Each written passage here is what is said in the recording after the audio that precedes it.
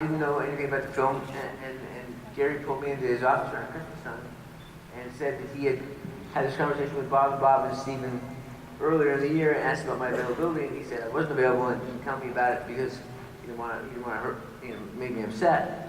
And I said that's fine. He said now that they need you, they need you to replace the actor they hired. And he gave me the script in an envelope. He said read the script. Tell me if you want to do it. And I picked up the script, and I don't want to lay this up, but that's the best script I ever read.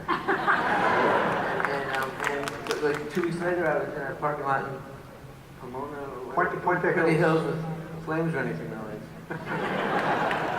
Now, back at the beginning, Lea, when you went in for Lorraine, to read for Lorraine, I mean, obviously, it was a no-brainer for young Lorraine.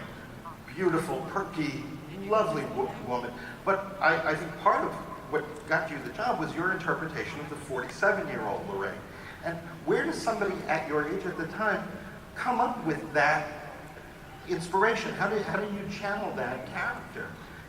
I think I made like a composite of my grandmother, Reva, and my best girlfriend when I was growing up, her mother. And for some reason, I just really understood the character.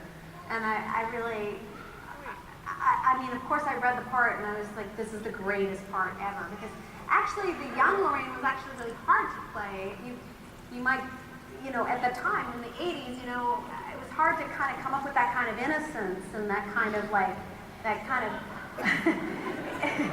horny innocence of the 50s. It really was. I mean, it wasn't really me, I don't think. It's just funniness. That was easy, but the innocent part was hard. And so the characters were, incredible, and I just felt so in touch with both of them. I mean, it was a lot of work, but I don't know how I got the part, but... You were damn good. I wanted to hear that!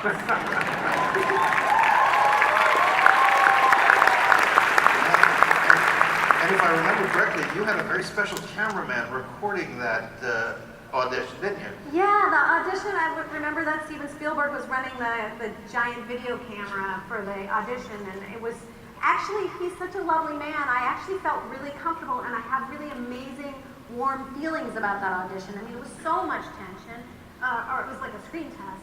It was so much tension, it should have been terrifying, but I remember it quite wonderfully. Wow, that's his blessing. Thank you, Steven Spielberg.